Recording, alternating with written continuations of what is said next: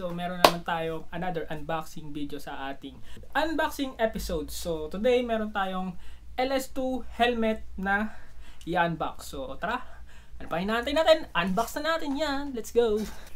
So ito na yung ating helmet na hindi ko pa na-unbox, no? So yon, unbox na natin to. Okay, so makita natin ang laman. So, itong package ito ay galing sa Moto World. Okay.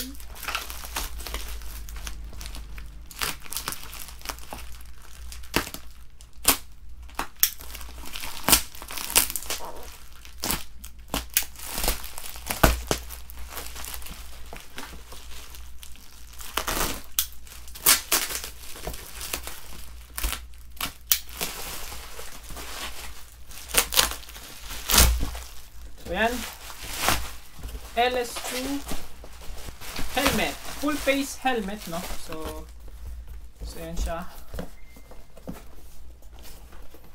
Yan.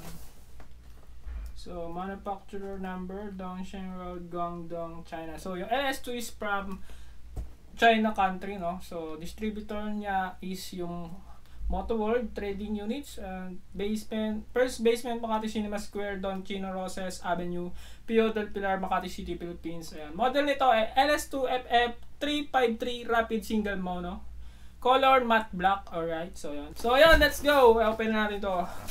So yung LS2 is China brand. So let's go. So ito na ang ating two-face helmet. So yan. So aside from the box, meron siyang kasamang ano tawag dito? Ito. Tapos yan. Hindi ko alam para saan yan. Okay. So, unbox na natin. Unpack na pala natin. Sorry. Makita natin. So, yun. Naka-bubble wrap siya. So, yan. So, yan. So, yan. So, yan. Open natin. Na!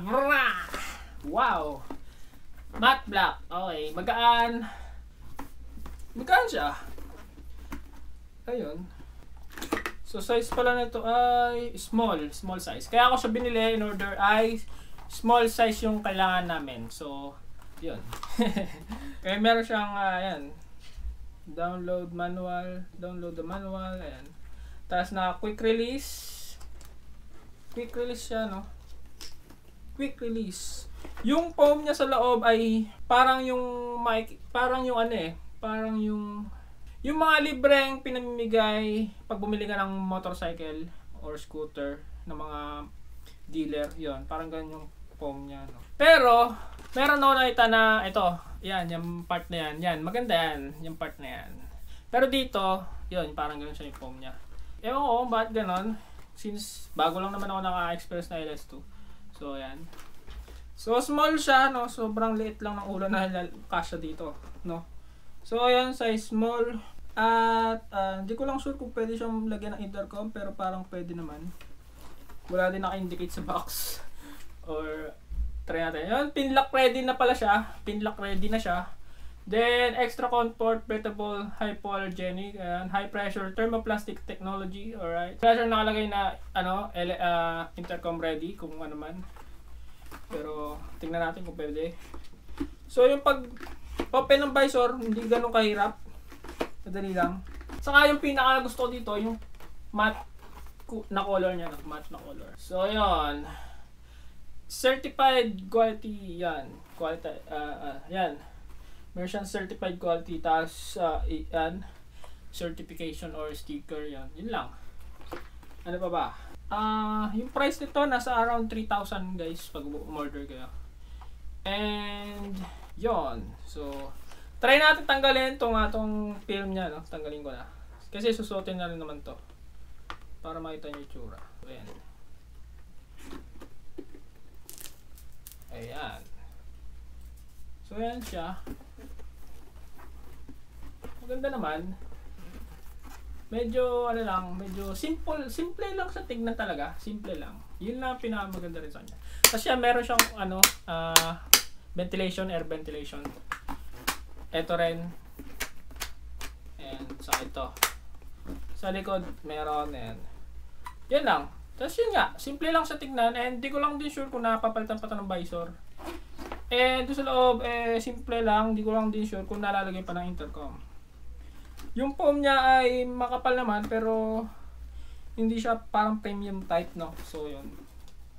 And yung brand na LS2, LS2, LS2, at LS2. 4 na brand sa mga kabilang sides. And yung kanyang visor ay madali lang buksan. Tapos meron siyang yan, parang cover dito. At yun, ito. Air ventilation, no? So, then quick release na siya. Quick release. Ayun.